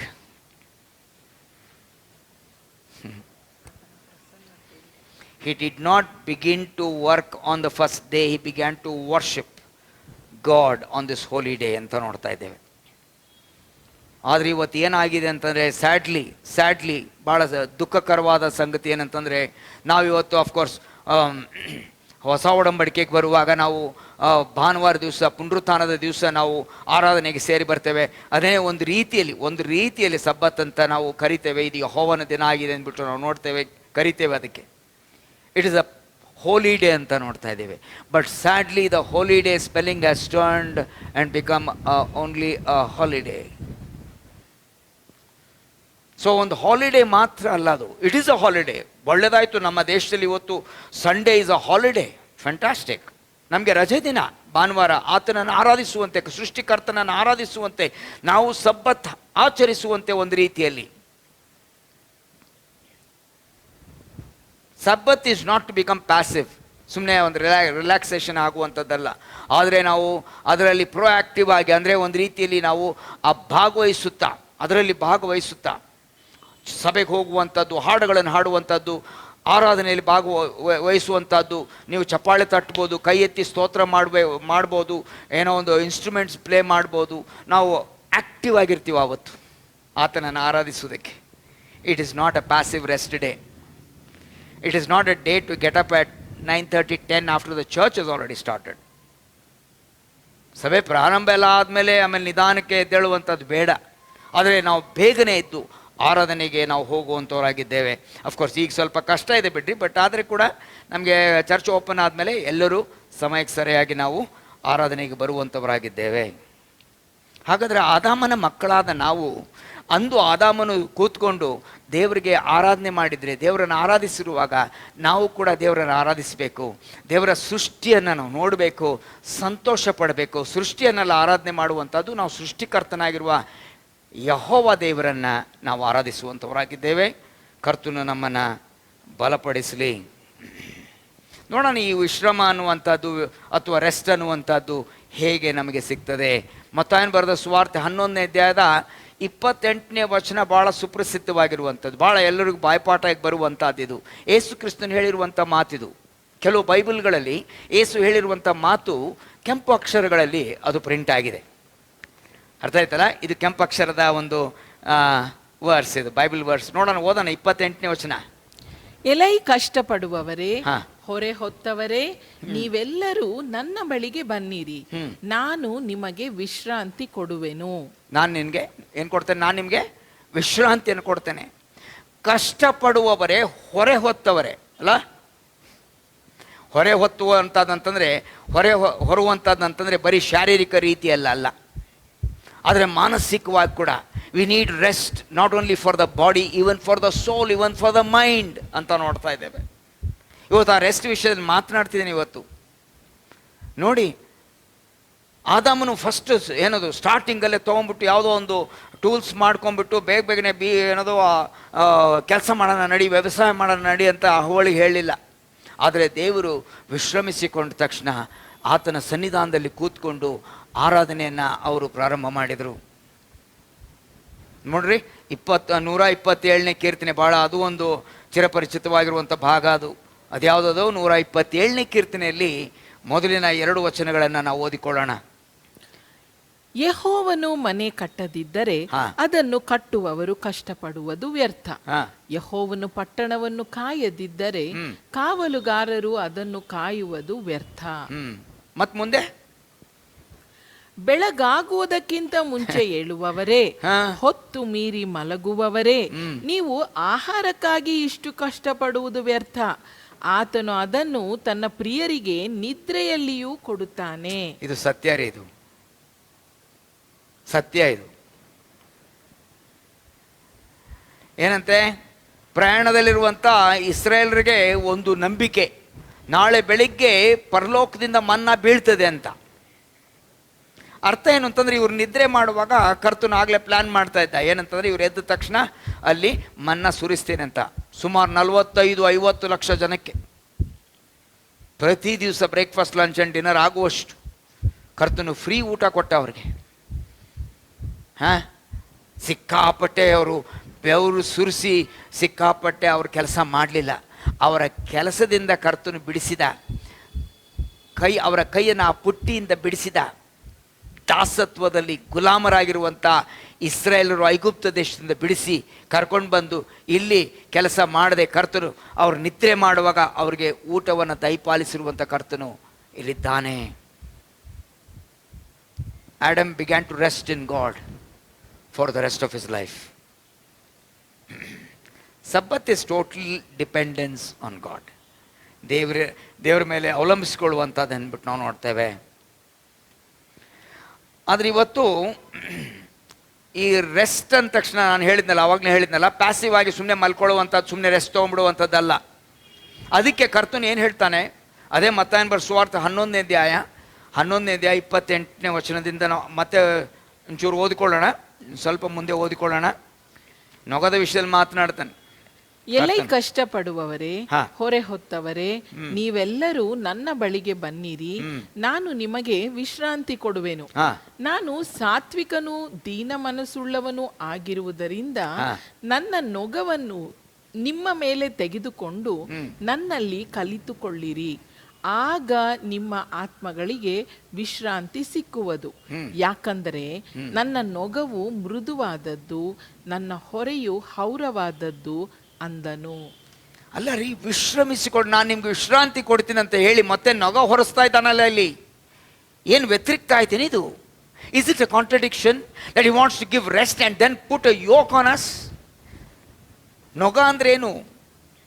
2 ಎತ್ತು ಹೋಗ್ತಿರುವಂಥ ಸಮಯದಲ್ಲಿ ಅವಕ್ಕೆರಡಕ್ಕೂ ಸೇರಿ ಒಂದೇ ಒಂದು ನೊಗ ಇರ್ತದಲ್ಲ, ಅವೆರಡು ಜೊತೆಗೆ ಹೋಗಬೇಕು. ನೊಗ ಏನು ತೋರಿಸ್ತದೆ ಅಂದರೆ ಕೆಲಸ ತೋರಿಸ್ತದೆ, ದುಡಿಮೆ ತೋರಿಸ್ತದೆ, ಬೆವರು ಸುರಿಸುವಂಥ ತೋರಿಸ್ತದೆ. ಆದರೆ ಯೇಸು ಸ್ವಾಮಿ ಏನು ಹೇಳ್ತಿದ್ದಾನಂತಂದರೆ, ನನಗೆ ನಿನಗೆ ಒಂದು ಮಾದರಿಯನ್ನು ಹಾಕಿಕೊಟ್ಟು ಏನು ಹೇಳ್ತಿದ್ದಾನಂತಂದರೆ ಕರ್ತನು, ನಾನು ವಿಶ್ರಾಂತಿಯನ್ನು ಕೊಡ್ತೇನೆ. ಆದರೆ ವಿಶ್ರಾಂತಿಯಲ್ಲಿ ಬರೀ ಪ್ಯಾಸಿವ್ ಆಗಿ ಮಲ್ಕೊಳ್ಳೋವಂಥದ್ದಲ್ಲ, ಆದರೆ ನೀವು ಆ್ಯಕ್ಟಿವ್ ಆಗಿ ವಾಕ್ಯವನ್ನು ಓದುವಂಥದ್ದು, ಅಧ್ಯಯನ ಮಾಡುವಂಥದ್ದು, ನಿಮಗೋಸ್ಕರ ಬೇರೆಯವ್ರಿಗೋಸ್ಕರ ಪ್ರಾರ್ಥನೆಯನ್ನು ಮಾಡುವಂಥದ್ದು, ಮಧ್ಯವರ್ತಿಯಾಗಿ ನಿಂತ್ಕೊಳ್ಳುವಂಥದ್ದು, ಸೇವೆಯನ್ನು ಮಾಡುವಂಥದ್ದು, ಮತ್ತು ಅಷ್ಟೆಲ್ಲ ಭಾಳ ಭಯಂಕರವಾಗಿರುವಂಥ ಒಂದು ಯುದ್ಧ ಇರುವ ಕಾರಣವಾಗಿ, ಆತ್ಮಿಕ ಯುದ್ಧ ಇರುವ ಕಾರಣವಾಗಿ ಸರ್ವಾಯುಧಗಳನ್ನು ಧರಿಸಿಕೊಂಡು ಆ್ಯಕ್ಟಿವ್ ಆಗಿ ನಾವು ಯುದ್ಧದಲ್ಲಿ ಹೋಗುವಂಥದ್ದು ಕೂಡ ಇದೆ ಅಂದ್ಬಿಟ್ಟು ನಾವು ನೋಡ್ತೇವೆ. ಅದಕ್ಕೋಸ್ಕರ ನಾವು ಹೀಗೆ ನೋಡ್ತೇವೆ. ಫಿಲಿಪಿಯರು ಬರೆದ ಪತ್ರದಲ್ಲಿ ಒಂದು ವಚನ ನೋಡೋಣ. ಅದೇನಂತೆ, 4ನೇ ಅಧ್ಯಾಯದ ಭಾಳ ಇದು ಅಷ್ಟೇ ಭಾಳ ಸಾರಿ ಉಪಯೋಗಿಸ್ತೀವಿ ನಾವು, ಇದನ್ನು ಭಾಳ ಸಾರಿ ಉಪಯೋಗಿಸ್ತೀವಿ ನಾವು. ಯಾಕಂದರೆ ಪೌಲನು ತನ್ನ ವಿಷಯದಲ್ಲಿ ಹೇಳ್ತಾನೆ. ಏನಂತೆ, 13ನೇ ವಚನವನ್ನು ಓದಿಕೊಳ್ಳೋಣ. ಯಾವುದು? ಫಿಲಿಪ್ಪಿ 4:13. ನನ್ನನ್ನು ಬಲಪಡಿಸುವಾತನಲ್ಲಿ ಇದ್ದುಕೊಂಡು ಎಲ್ಲಕ್ಕೂ ಶಕ್ತನಾಗಿದ್ದೇನೆ. ಸಾಕು. ನನ್ನನ್ನು ಬಲಪಡಿಸುವ ಆತನಲ್ಲಿದ್ದುಕೊಂಡು. So rest is actually not concerned with time or space or attitude. Rest is a person. ಹಾಗಾದ್ರೆ ಆತನಲ್ಲಿ ಇದ್ದುಕೊಂಡು ಎಲ್ಲದಕ್ಕೂ ಶಕ್ತನಾಗಿದ್ದೇನೆ ಅಂತ ಪೌಲ್ ಹೇಳ್ತಾನೆ. ನಾನು ಆತನಲ್ಲಿ ಇದ್ದುಕೊಂಡಿದ್ರೆ ಮಾತ್ರ, ನಾನು ಆತನಲ್ಲಿ ಅಂಟಿಕೊಂಡಿದ್ರೆ ಮಾತ್ರ, without me you can do nothing ಅಂತ ಯೇಸು ಸ್ವಾಮಿ ಹೇಳಿದ್ದಾನೆ. ನನ್ನನ್ನು ಬಿಟ್ಟು ಏನೂ ಮಾಡೋಕ್ಕಾಗೋದಿಲ್ಲ ನೀವು ಅಂತ. ಹಾಗಾದ್ರೆ ಅಂಟಿಕೊಂಡಿರಬೇಕು ಆತನಿಂದ. ಇವೆಲ್ಲ ಏನದು ಬಲವನ್ನು ಹೊಂದಿ ಎಲ್ಲದಕ್ಕೂ ನಾವು ಶಕ್ತರಾಗುವಂತೆ ಪೌಲನೊಂದಿಗೆ ನಾವು ಕೂಡ ಹೇಳುವಂತೆ ಅದು ಸಾಧ್ಯವಾಗ್ತದೆ. ಪ್ರಿಯ ಸಹೋದರ ಸಹೋದರಿ, ಯಾವನಾದರೂ ಕ್ರಿಸ್ತನಲ್ಲಿದ್ದರೆ ಅವನೇನಾಗ್ತಾನೆ? ನೂತನ ಸೃಷ್ಟಿ ಆಗ್ತಾನೆ. ಹಾಗಾದರೆ ಆತನು ಒಳಗೆ ಇರುವಂಥದ್ದು, ನನ್ನ ಬಳಿಗೆ ಬನ್ನಿರಿ, ನಾನು ನಿಮ್ಗೇನು ಕೊಡ್ತೇನೆ? ವಿಶ್ರಾಂತಿಯನ್ನು ಕೊಡ್ತೀನಿ ಅಂತ ಕರ್ತನು ಹೇಳಿದ್ದಾನೆ. Actually this rest is given by god. ಕೊಡ್ತೀನಿ ಅಂತ ಹೇಳಿದ್ದಾನೆ. ನಾವು ಅದನ್ನು ತಗೊಳ್ಳುವಾಗ, ಸ್ವೀಕರಿಸುವಾಗ ನಾವು ಅದನ್ನು ಅರ್ಥ ಮಾಡ್ಕೊಳ್ಬೇಕು. ಏನು ಅಂತಂದರೆ, ಇವತ್ತು ನಾವು ಸಬ್ಬತ್ತನ್ನು ಆಚರಿಸುವಂಥದ್ದು ಅಥವಾ ಅದನ್ನು ಒಂದು ಆಚರಣೆಗೆ ತರುವಂಥದ್ದು ಎಲ್ಲ ಇದೆ. ಅದು ಅಬ್ಸರ್ವೆನ್ಸ್ ಇಸ್ ದೇರ್. ಯಾವುದೋ ಹಳೆ ಒಡಂಬಡಿಕೆ ಭಕ್ತಾದಿಗಳು ಇನ್ನೂ ಕೂಡ ಇಸ್ರೇಲರು ಮತ್ತು ಕೆಲವು ಕ್ರೈಸ್ತ ಪಂಗಡದವರು ಕೂಡ ಇದನ್ನು ಸಬ್ಬತ್ತನ್ನು ಆಚರಿಸುವಂಥದ್ದಿದೆ. ಅದನ್ನು ಆಚರಿಸಬೇಕು ಬೇಡ ಅಂತ ನಾನು ಹೇಳ್ತಿಲ್ಲ. ನಾನು ಇದ್ರ ವಿಷಯ ನಾನು ಏನು ಹೇಳ್ತೀನಿ ಅಂತಂದರೆ, ನಾವು ನೋಡ್ತಾ ಇದ್ದೇವೆ ಅಂತಂದರೆ ದಿನಾಚರಣೆಗಳಿದೆ ಅಲ್ವಾ? ದಿನಗಳನ್ನು ಆಚರಣೆಗೆ ತರುವಂಥದ್ದಿದೆ. ಇವತ್ತು ಕ್ರೈಸ್ತ ಸಮುದಾಯದಲ್ಲಿ ಕೂಡ ನಾವು ಕ್ರಿಸ್ಮಸ್ಸನ್ನು ಆಚರಿಸುವಂತೇವೆ, ನಾವು ಮಾಡ್ತೇವೆ. ಅದು 25ನೇ ತಾರೀಕು ಡಿಸೆಂಬರ್ ಅಲ್ವಾ? ಕ್ಯಾರಲ್ಸ್ ಹಾಡುವಂಥದ್ದು, ಚರ್ಚ್ನಲ್ಲಿ ಎಲ್ಲ ಡೆಕೋರೇಷನ್ ಮಾಡುವಂಥ, ನಿಮ್ಮ ಮನೆಗಳಲ್ಲಿ ಡೆಕೋರೇಷನ್ ಮಾಡ್ತೀರಿ, ಕ್ರಿಸ್ಮಸ್ ಕೇಕನ್ನು ಮಾಡಿ ಫ್ರೆಂಡ್ಸಿಗೆ ಕೊಡ್ತೀರಿ, ಆಚರಣೆ ಬರುವಂಥದ್ದು. ಆದರೆ ಯಾವುದೇ ಆಚರಣೆ ಮಾಡುವಂಥ ಸಮಯದಲ್ಲಿ ವ್ಯಕ್ತಿಯನ್ನು ಮರಿಬಾರ್ದು.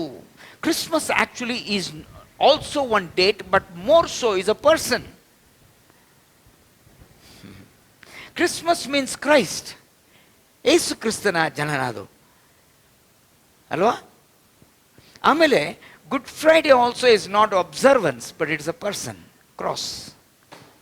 ಯೇಸು ಕ್ರಿಸ್ತನ ಶಿಲುಬೆಯನ್ನು ನೋಡ್ತಾ ಇದ್ದೀವಿ. ಯೇಸು ಕ್ರಿಸ್ತನ ಶಿಲುಬೆಯಲ್ಲಿ ನಾವು ವಿಷಯ ಸಪ್ತವಾಕ್ಯಗಳನ್ನು ನಾವು ಎಷ್ಟೋ ವರ್ಷಗಳಿಂದ ಕೇಳ್ತಾ ಇದ್ದೇವೆ. ಸಭೆಯಲ್ಲಿ ಕೂತು 3 ಅವರ್ ಕೂಡ ಅಲ್ವಾ? ಮಧ್ಯಾಹ್ನ 12ರಿಂದ 3 ಗಂಟೆವರೆಗೂ ಸಪ್ತವಾಕ್ಯಗಳನ್ನು ಧ್ಯಾನ ಮಾಡಿದ್ದೇವೆ. ಸರಿ, ಆಚರಣೆ ಮಾಡುವಂಥದ್ದು ತಪ್ಪಂತ ಹೇಳ್ತಿಲ್ಲ. ನಾನು ಹೇಳ್ತಿರುವುದೇನಂತಂದರೆ, ಯೇಸು ಸ್ವಾಮಿ ಆ ವ್ಯಕ್ತಿತ್ವವನ್ನು ಅಥವಾ ಆತನಲ್ಲಿದ್ದಾನೆನ್ನುವಂಥದ್ದನ್ನು ನಾವು ಆಲೋಚಿಸಿ ಅದನ್ನು ಅಬ್ಸರ್ವ್ ಮಾಡಬೇಕಾಗ್ತದೆ. Even sabbath is like that. Sabbath is a person, because God is the one who originated sabbath ಅಂತ ನೋಡ್ತಾ ಇದ್ದೇವೆ. ಸಬ್ಬತ್ತನ್ನು ಆಚರಿಸಬೇಕು. Sunday worship also. ಪುನರುತ್ಥಾನ ಕೂಡ ನೋಡಬೇಕಾಗಿದ್ರೆ, ನಾನೇ ಪುನರುತ್ಥಾನ ಜೀವ ಅಂತ ಯಾರು ಹೇಳಿದರು? ಯೇಸು ಸ್ವಾಮಿನೇ ಪುನರುತ್ಥಾನವಾಗಿದ್ದಾನೆ. ಪುನರುತ್ಥಾನದ ದಿನವನ್ನು ಆಚರಣೆ ಮಾಡೋಕ್ಕಿಂತ ಯೇಸು ಸ್ವಾಮಿಯನ್ನು ನಾವು ಆರಾಧನೆ ಮಾಡುವಂಥದ್ದು ಶ್ರೇಷ್ಠ. ಮಾಡ್ತಿದ್ದೇವೆ, ದೇವ್ರ ನಾಮಕ್ಕೆ ಸ್ತೋತ್ರವಾಗಲಿ. ಜ್ಞಾನ ತಿಳಿದು ಅಲ್ವಾ ನಾವು ಆರಾಧನೆ ಮಾಡೋಣ. Even second coming is a person called Christ. So we not just going to have function after function ಅಲ್ವಾ? ಅಬ್ಸರ್ವೆನ್ಸ್ ಅಂತ ನೋಡ್ತಾ ಇದ್ದೀವಿ. All those things is only a shadow of the real thing who's Christ. The lord of the sabbath is more important the sabbath itself. ಗೊತ್ತಾ ನಿಮಗೆ? ಸಬ್ಬತ್ತಿನ ಒಡೆಯನನ್ನು ಬಿಟ್ಟು ಸಬ್ಬತ್ತನ್ನು ಆಚರಣೆ ಮಾಡುವಂಥದ್ದು ಪ್ರಯೋಜನ ಆಗಲಿಕ್ಕಿಲ್ಲ. ಸಬ್ಬತ್ತಿನಲ್ಲಿಯೂ ಕೂಡ ಕೆಲಸ ಮಾಡಿದ ಕರ್ತನು ಯೇಸು ಸ್ವಾಮಿಯಲ್ಲಿದ್ದಾಗ. ಕೈ ಬತ್ತಿದವನೊಬ್ಬನು ಬಂದಾಗ ಸಭಾಮಂದಿರದಲ್ಲಿ ಅವತ್ತು ಸಬ್ಬತ್ತಾಗಿತ್ತು. ನೀನು ಹಾಸಿಗೆಯನ್ನು ಹೊತ್ತುಕೊಂಡು ನಡಿ ಅಂತ ಕರ್ತನು ಇನ್ನೊಂದು ಕಡೆ ಹೇಳಿದ. ಅದು ಸಬ್ಬತ್ ದಿನದಲ್ಲಿ. ಯೇಸು ಸ್ವಾಮಿ ಸಬ್ಬತ್ ಅಂದರೆ ಪೂರ್ತಿ ಒಂದು ಕಡೆ ಕೂತ್ಕೊಂಡು ಒಂಥರ ಫ್ಲ್ಯಾಟ್ ಟೈರ್ ಆಗಿಬಿಡ್ತದಲ್ಲ, ಏನೋ ಹಂಗಲ್ಲ ಕೂತ್ಕೊಂಡ್ಬಿಡೋದು. ಅದಕ್ಕೆಲ್ಲ ಕರ್ತನು ನಮ್ಗೆ ಕರೆದಿರುವಂಥದ್ದು. We have to be proactive, remembering the lord. ಕರ್ತನನ್ನು ಧ್ಯಾನ ಮಾಡುವಂತೆ ನಮ್ಮನ್ನು ಕರ್ತನು ಕರೆದಿದ್ದಾನೆ. ಹಾಗಾದರೆ ಮತ್ತು ನಾವು ಇನ್ನೊಂದು ನೋಡ್ತೀವಿ ಅಂದರೆ, ಆರಾಧನೆ ವಿಷಯದಲ್ಲಿ ನಾವು ನೋಡ್ತೇವೆ, ಅದು ಭಾಳ ಒಳ್ಳೆಯದು, ಅದೇ ಪ್ರಾಮುಖ್ಯವಾದದ್ದು, ಅದು ಶ್ರೇಷ್ಠವಾದದ್ದು. ಆದರೆ ಅಷ್ಟೇ ಅಲ್ಲ, ಒಂದು ವಿಶ್ವಾಸಿಗೆ ಅಥವಾ ನಮ್ಮ ದೇಹಗಳಿಗೂ ಕೂಡ ರೆಸ್ಟ್ ಬೇಕಾಗತ್ತೆ ರೀ. ನಮ್ಮ ದೇಹಗಳಿಗೆ ಏನು ಬೇಕೋ? ರೆಸ್ಟ್ ಬೇಕೋ. ವಾರಕ್ಕೊಂದು ದಿವಸ ರೆಸ್ಟ್ ಬೇಕು. ಗೊತ್ತಾ ನಿಮಗೆ ಅಲ್ವಾ? ಏನಾಯ್ತು ಗೊತ್ತೇನೋ ಇತಿಹಾಸದಲ್ಲಿ? This will come as a shocker. ಕೆಲವ್ರಿಗೆ ಗೊತ್ತಿರಲಿಕ್ಕಿಲ್ಲ ಇದು. 7 ದಿವಸಕ್ಕೆ ಒಂದು ವಾರ ತಾನೆ, ಕರೆಕ್ಟಾ? ಎಸ್.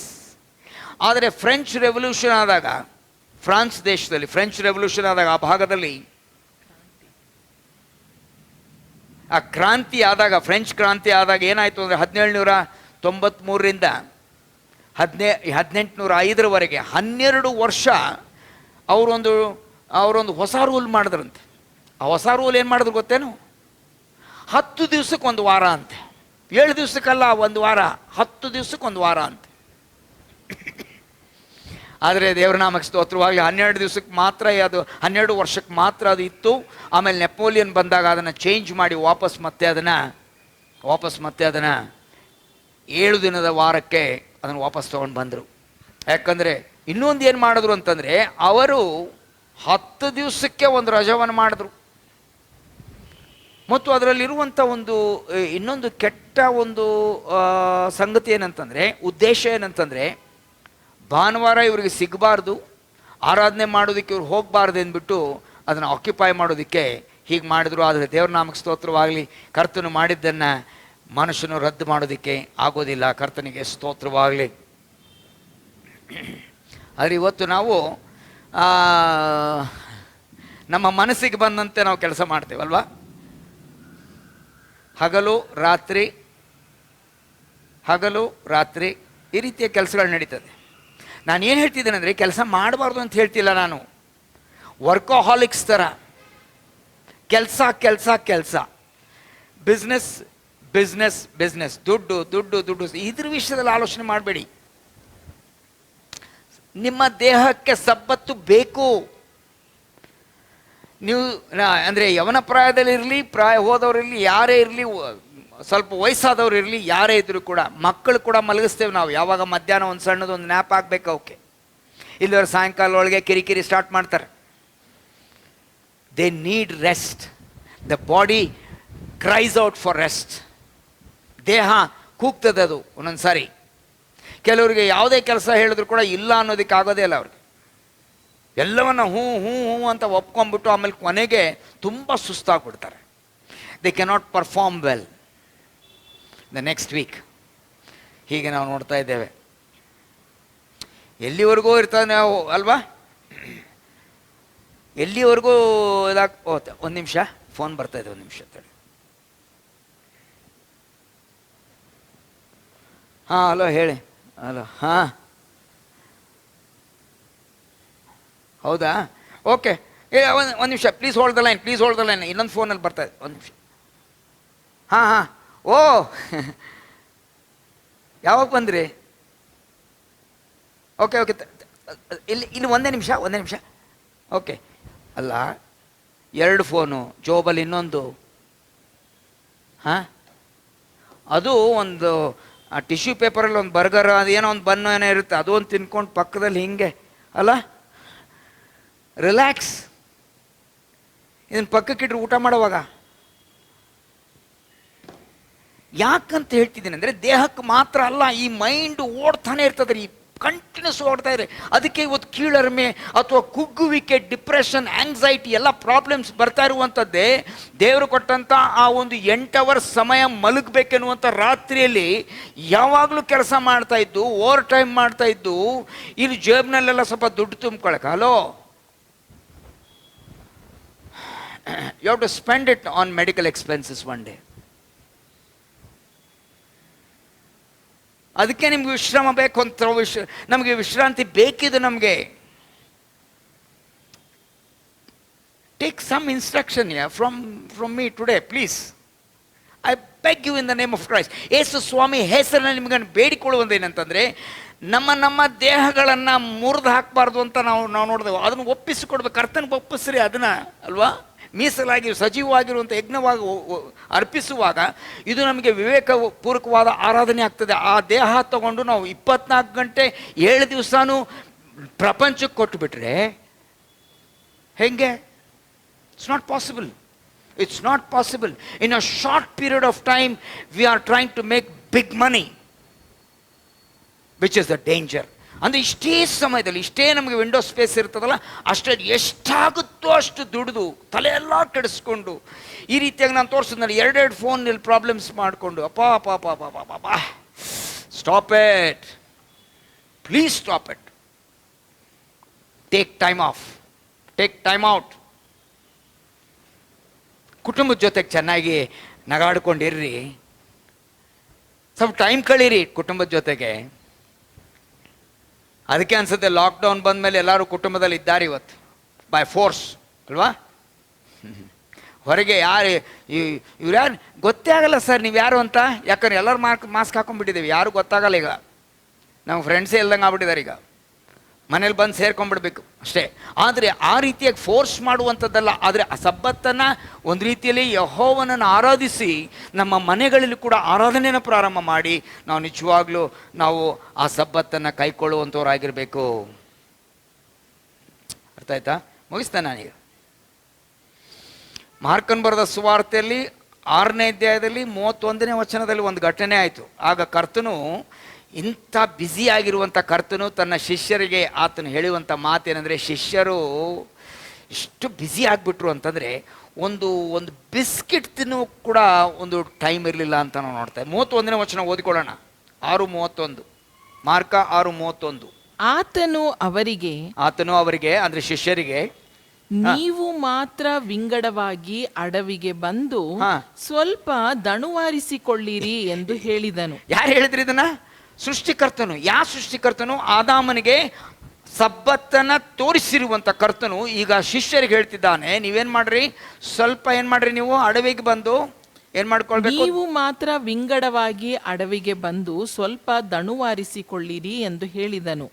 ಯಾಕಂದರೆ ಬಹಳ ಮಂದಿ ಬರುತ್ತಾ ಹೋಗುತ್ತಾ ಇದ್ದದರಿಂದ ಅವರಿಗೆ ಊಟ ಮಾಡುವುದಕ್ಕೂ ಅವಕಾಶ ಸಿಕ್ಕಲಿಲ್ಲ. ಅದಕ್ಕೇನೆ ಅಲ್ಲ, ಊಟ ಮಾಡೋದಕ್ಕೆ ಕೂಡ ರೀ. ಅದಕ್ಕೆ ನಾನು ಒಂದು ಕಿವಿ ಮಾತು ಹೇಳಿದೆ ನಿಮಗೆ, ದಯವಿಟ್ಟು ಇದನ್ನ ಡೈನಿಂಗ್ ಟೇಬಲ್ ತೊಗೊಂಬರ್ಬೇಡ್ರಿ. ಇಟ್ಸ್ ದ ಸೇಮ್ ಪ್ರಿನ್ಸಿಪಲ್ ನಾನು ಹೇಳ್ತಾ ಇರುವಂಥದ್ದು. ಲ್ಯಾಪ್ಟಾಪ್ ಪಕ್ಕದಲ್ಲಿ ಇಟ್ಕೊಂಡು ಇಲ್ಲೊಂದು ಏನೋ ಜ್ಯೂಸ್ ಕುಡಿ ಅಂದರೆ ಅದೇನೋ ಒಂದು ಸೂಪ್ ಕುಡಿಯುವಂಥದ್ದು ಏನೋ ಮಾಡಿಬಿಡಿ. ಹಂಗೆ don't do that please. Honour God who has given you food. ದೇವರನ್ನ ಒಂದು ಗೌರವಿಸ್ರಿ. ಅದು ಊಟ ಕೊಟ್ಟಿದ್ದಾನೆ, ತಟ್ಟೆ ತುಂಬ ಊಟ ಕೊಟ್ಟಿದ್ದಾನೆ, ಪ್ರಾರ್ಥನೆ ಮಾಡಿ ಊಟ ಚೆನ್ನಾಗಿ ಮಾಡಿರಿ, ಸುಮ್ಮನಿರ್ರಿ. ಮೈಂಡ್ ಓಡಿಸ್ಬೇಡಿ, ಇಲ್ಲವರೆ ಅಸಿಡಿಟಿ ಆಗುತ್ತೆ. ಮೈಂಡ್ಗೆ ರಕ್ತ ಇಲ್ಲಿ ಬಂತು ಅಂದರೆ ಇಲ್ಲಿ ಪಚನ ಆಗೋದಕ್ಕೆ ರಕ್ತ ಬರೋದಿಲ್ಲ ಅಲ್ಲಿ. ಈ ಕಾರಣದಿಂದ ಕೆಲವರಿಗೆ ಕಾಯಿಲೆ ಬರ್ತದೆ. Take care of your body. ನಿಮ್ಮ ದೇಹಗಳನ್ನು ನೀವು ಜಾಗೃತೆಯಿಂದ ಅದನ್ನು ಕಾಯ್ಕೊಳ್ರಿ. ಯಾಕಂದರೆ ಆತನು ನಮ್ಮನ್ನು ಅದ್ಭುತವಾಗಿ ವಿಚಿತ್ರವಾಗಿ ರಚಿಸಿದ್ದಾನೆ. ತನ್ನ ಸ್ವರೂಪದಲ್ಲಿ ನಮ್ಮನ್ನು ಉಂಟು ಮಾಡಿದ್ದಾನೆ. ಆ ಸ್ವರೂಪವನ್ನು ಕಾಯ್ಕೊಳ್ಳುವಂಥ ಜವಾಬ್ದಾರಿ ಇವತ್ತು ನನ್ನದು, ನಿನ್ನದಾಗಿದೆ. ಯಾವುದನ್ನು ತಿಂತಾ ಇದ್ದೀವಿ, ಎಷ್ಟು ತಿಂತಾ ಇದ್ದೀವಿ, ಅದರ ವಿಷಯದಲ್ಲಿ ಕೂಡ ನಾವು ಗಮನ ಇಡೋಣ. ಕರ್ತು ನಿಮ್ಮನ್ನು ಬಲಪಡಿಸಲಿ, ಆಶೀರ್ವದಿಸಲಿ. ಯಾಕಂದರೆ ಎಷ್ಟೊಂದು ಜನ ಹೋಗ್ತಾ ಇದ್ರಂತೆ, ಬರ್ತಾ ಇದ್ರಂತೆ. ಮಿನಿಸ್ಟ್ರಿ ಸಿಕ್ಕಾಪಟ್ಟೆ ಇತ್ತು ಸರ್, ನಾವು ಮಿನಿಸ್ಟ್ರಿಯಲ್ಲಿದ್ದೇವೆ, ಸೊ 24 ಗಂಟೆ ನಾವು ಮಿನಿಸ್ಟ್ರಿಯಲ್ಲಿ ಹೋಗುವಂಥದ್ದು ಇಲ್ಲ. ನಾನು ಕೂಡ ನನಗೆ ಯಾರು ಕೆಲವರು ಒಂದು ಎರಡು ಸಾರಿ ಈ ರೀತಿಯ ನಾನು ಬೇಡ ಅಂತ ಹೇಳಿದೆ. ನಾನು ಸರಿ ಬ್ರದರ್ ಆಗೋದಿಲ್ಲ, ದಯವಿಟ್ಟು ನನಗೆ ಆಗೋದಿಲ್ಲ ಈ ಸರಿ ಬರೋದಕ್ಕೆ ಅಂತ. ಪಾಸ್ಟರ್ ಆಗ್ಬಿಟ್ಟು ಅಲ್ಲಿ ಸೇವೆಗೆ ಹೋಗೋಕ್ಕಾಗಲಿಲ್ವಾ? ಇಲ್ಲ, I know my limits because God has shown me my sabbath. That's why I am happy and because I am honouring God. ದೇವರಿಗೆ ಆನರ್ ಮಾಡ್ತಾ ಇದ್ದೇನೆ ಅಲ್ಲ. ಮತ್ತು ಅವರು ಅಲ್ಲಿ ಕರ್ತವ್ಯ ನಡೆಸ್ತಾನೆ ಇನ್ನೊಬ್ಬರನ್ನ. We have to have peace with God, first one. We have to have peace with ourselves. ನಮ್ಮ ಒಳಗೇ ಸಬ್ಬತ್ತು ಇರಬೇಕ್ರಿ. ನಮ್ಮ ಮೈಂಡ್ ಒಳಗೆ ಸಬ್ಬತ್ತು ಬೇಕು ನಮಗೆ. ಕಿರಿಕಿರಿ ಮಾಡ್ಕೊಳ್ಬೇಡ್ರಿ, ಡಿಪ್ರೆಷನ್ ಬರ್ತದೆ. ಅದು ಬರಬಾರ್ದು ಅಂತಂದರೆ ಸಬ್ಬತ್ತನ್ನು ಆಚರಿಸ್ರಿ. ಹೇಗೆ? ಕರ್ತನನ್ನು ಆರಾಧಿಸ್ರಿ. ಆ ಸಬ್ಬತ್ತನ ಮನಸ್ಸಿನಲ್ಲಿ ಕೂಡ ಆ ಸಮಾಧಾನವಾಗಿರ್ರಿ. ನಮ್ಮ ಕುಟುಂಬದಲ್ಲಿ ಸಮಾಧಾನವಾಗಿರ್ಬೇಕು ನಾವು. The peace of God, peace with God, peace with ourselves. ಎಲ್ಲ ಫ್ಯಾಮಿಲಿ ಜೊತೆಗೆ, ನಮ್ಮ ಫ್ರೆಂಡ್ಸ್ ಜೊತೆಗೆ, ಕೆಲಸ ಮಾಡುವಂಥ ಸ್ಥಳದಲ್ಲಿ, ಕಾಲೇಜ್ನಲ್ಲಿರುವಂಥ ಸ್ಟೂಡೆಂಟ್ಸ್ ಜೊತೆಗೆ, ಫ್ರೆಂಡ್ಸ್ ಎಲ್ಲರ ಜೊತೆಗೆ ನಾವು ಸಮಾಧಾನವಾಗಿರುವಂತೆ ಕರ್ತನು ನಮ್ಮ ಕೃಪೆಯನ್ನು ಕೊಟ್ಟು ನಡೆಸಲಿ. ಶಬತ್ ಶಲೋಮ್ ಅಂತ ಗ್ರೀಟ್ ಮಾಡ್ತಾರೆ, ಭಾಳ ಒಳ್ಳೆಯದೇ ಅದು, ಪೀಸ್ಫುಲ್ ಸಬತ್ ಅಂತ. ಆದರೆ ನಾನು ಒಂದು ಸ್ವಲ್ಪ ಈ ವರ್ಡ್ಸ್ ವಿಷಯದಲ್ಲಿ ನಾನು ಭಾಳ ಆಲೋಚನೆ ಮಾಡ್ತಾ ಇರ್ತೇನೆ. ವರ್ಡ್ಸ್ ವಿಷಯದಲ್ಲಿ ಭಾಳ ಆಲೋಚನೆ ಮಾಡ್ತೀನಿ. ಶಬ್ಬತ್ ಅಂದರೆ ರೆಸ್ಟು, ಇದು ಶಲೋಮ್ ಅಂದರೆ ಪೀಸ್ ಅಲ್ವಾ? ಅದಕ್ಕೆ ಮಧ್ಯದಲ್ಲಿ ನಾನು ಒಂದು ಇನ್ ಹಾಕ್ಬಿಟ್ಟಿದ್ದೇನೆ. ಅದು ಯಾವಾಗ ಆಗ್ತಂದರೆ ರೆಸ್ಟ್ ಇನ್ ಪೀಸ್. ಯಾವಾಗ ಗೊತ್ತೇನು? ಅಲ್ಲಿ ಹೊಸೂರು ಸಿಮೆಟ್ರಿಯಲ್ಲಿ ಕಲ್ ಮೇಲೆ ಹಾಕಿದಾರೆ ರೀ RIP ಅಂತ. ಆವಾಗೆಲ್ಲ ಬೇಕಾಗಿರುವಂಥದ್ದು ರೆಸ್ಟ್ ಇನ್ ಪೀಸು. ಇವಾಗ ಜೀವಂತವಾಗಿರುವಂಥದ್ದೇ we have to rest in God with great peace and understanding of sabbath. ಆ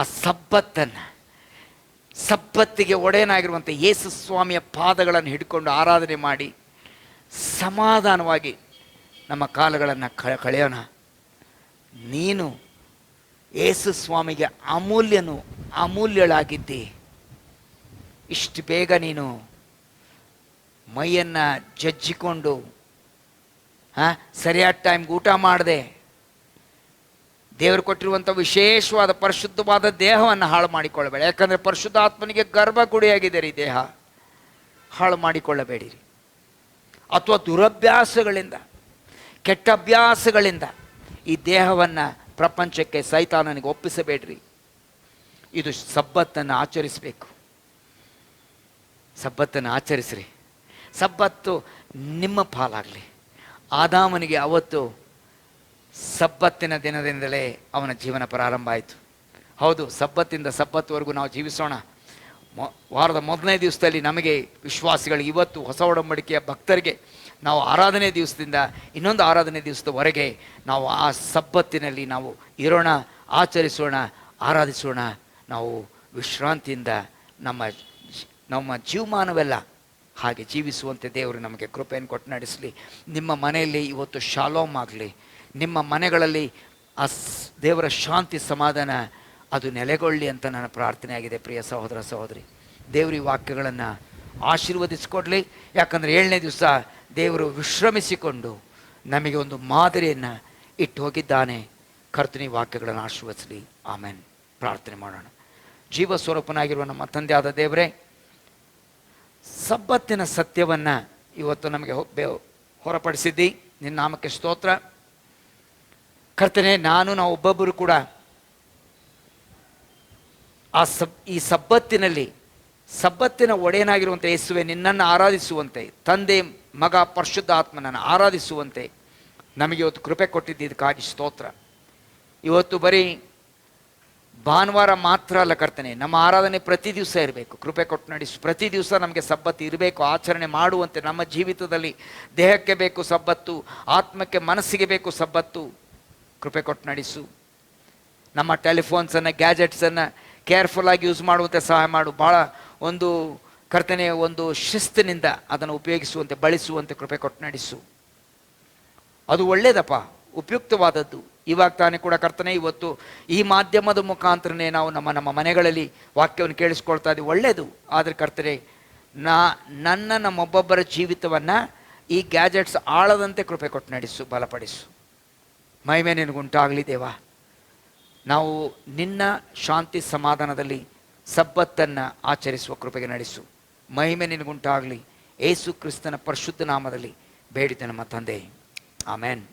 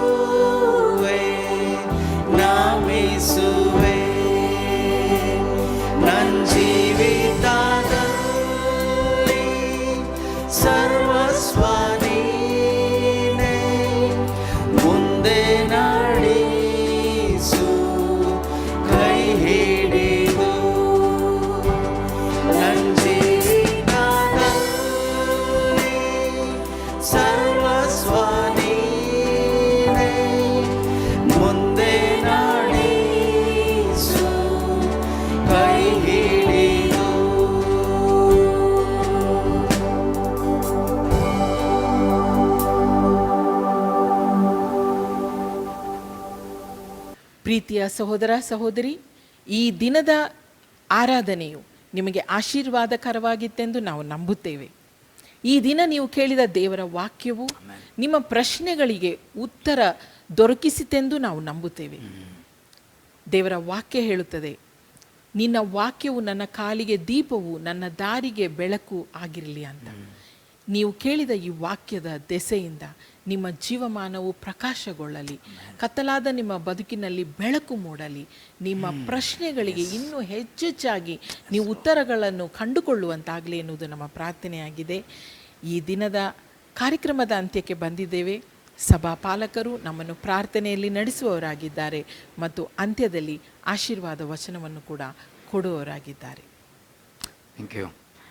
ಪ್ರಾರ್ಥನೆ ಮಾಡಿಕೊಳ್ಳೋಣ. ಪ್ರಾರ್ಥನೆ ಮಾಡೋಕ್ಕಿಂತ ಮುಂಚೆ ಮತ್ತೆ ಇನ್ನೊಂದು ಸೂಚನೆ, ತೆರೆ ಮೇಲೆ ಕಾಣುವಂಥ ಆ ಒಂದು ಫೋನ್ ನಂಬರ್ಗೆ ನೀವು ಕರೆ ಮಾಡಿರಿ. ನಾವು ನಿಮ್ಮ ಕಾಲನ್ನು ನಾವು ಸ್ವೀಕರಿಸುವಂಥದ್ದು ಅಷ್ಟೇ ಅಲ್ಲ, ನಿಮಗಾಗಿ ನಾವು ಪ್ರಾರ್ಥಿಸ್ತೇವೆ, ನಿಮ್ಮನ್ನು ಪ್ರೀತಿ ಮಾಡ್ತಾ ಇದ್ದೇವೆ ಕ್ರಿಸ್ತನಲ್ಲಿ. ಪ್ರಾರ್ಥನೆ ಮಾಡಿಕೊಳ್ಳೋಣ.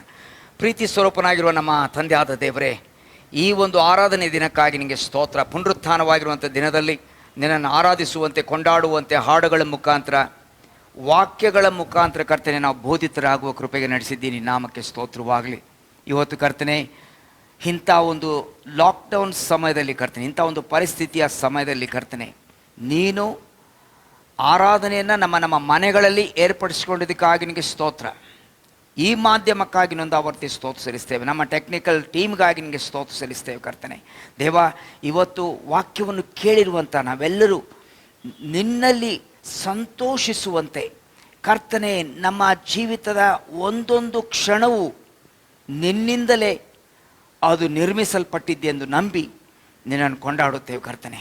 ದೇವ, ಈ ಸಮಯದಲ್ಲಿ ಪ್ರತ್ಯೇಕವಾಗಿ ಕರ್ತನೆ, ಯಾವ್ಯಾವ ಕುಟುಂಬದಲ್ಲಿ ದುಃಖ ಇದೆಯೋ, ಸಂಕಟ ಇದೆಯೋ, ಬೇಸರಿಕೆಗಳಿದೆಯೋ ಕರ್ತನೆ, ಒಬ್ಬಂಟಿಕರಾಗಿದ್ದಾರೆ. ಕೋವಿಡ್ ನಿಮಿತ್ತ ಕರ್ತನೆ ಕೆಲವರು ತಮ್ಮ ಪ್ರಿಯರನ್ನು ಕಳ್ಕೊಂಡಿದ್ದಾರೆ. ಒಬ್ಬೊಬ್ಬರನ್ನ ನೀನು ಕರುಣಿಸು, ಬಲಪಡಿಸು, ಪಕ್ಕದಲ್ಲಿ ಇದ್ದು ಕರ್ತನೆ ಅವ್ರನ್ನ ಸಂತೈಸು ಕರ್ತನೆ ಬೇಡಿಕೊಳ್ತಾ ಇದ್ದೇನೆ. ದೇವ, ಎಲ್ಲರಿಗೂ ಆರೋಗ್ಯ ಬಲ ಕೊಟ್ಟಿದ್ದೆ, ಇದಕ್ಕಾಗಿ ಸ್ತೋತ್ರ. ಮಹಿಮೆ ನಿನಗುಂಟಾಗಲಿ ಕರ್ತನೆ. ಇವತ್ತು ಕೇಳಿರುವಂಥ ವಾಕ್ಯಗಳನ್ನು ನಮ್ಮ ಜೀವಿತದಲ್ಲಿ ಅಳವಡಿಸಿಕೊಳ್ಳುವಂಥ ಕೃಪೆ ಕೊಟ್ಟು ನಡೆಸು. ಘನ ಮಾನ ಮಹಿಮೆ ನಿನಗೆ ಮಾತ್ರ ಉಂಟಾಗಲೆಂದು ಯೇಸು ಸ್ವಾಮಿಯ ಪರಿಶುದ್ಧ ನಾಮದಲ್ಲಿ ಅತಿ ವಿನಯದಿಂದಲೂ ತಾಳ್ಮೆಯಿಂದ ನಂಬಿಕೆಯಿಂದಲೇ ಬೇಡಿ ಹೊಂದಿದ ನಮ್ಮ ಸ್ವರ್ಗೀಯ ತಂದೆ, ಆಮೇನ್. ಅಂತ್ಯ ಆಶೀರ್ವಾದವನ್ನು ನಾವು ಹೊಂದಿಕೊಳ್ಳೋಣ. ಈಗ ನಮ್ಮ ಕರ್ತನಾಗಿರುವ ಯೇಸು ಕ್ರಿಸ್ತನ ಕೃಪೆಯು, ನಮ್ಮ ತಂದೆಯಾದ ದೇವರ ಪ್ರೀತಿಯು ಮತ್ತು ಪರಿಶುದ್ಧ ಆತ್ಮನ ಅನ್ಯೋನ್ಯತೆ, ಆತನ ಸಹವಾಸ, ಆತನ ನಡೆಸುವಿಕೆ, ಆತನ ಬಲ ಫಲ ನಮ್ಮೆಲ್ಲರ ಸಂಗಡ, ವೀಕ್ಷಿಸಿರುವಂಥ ಒಂದೊಂದು ಕುಟುಂಬದ ಸಂಗಡ, ಕ್ರಿಸ್ತನ ಸಭೆಯ ಸಂಗಡ ಈಗಲೂ ಎಂದೆಂದಿಗಿರಲಿ. ಆಮೇನ್.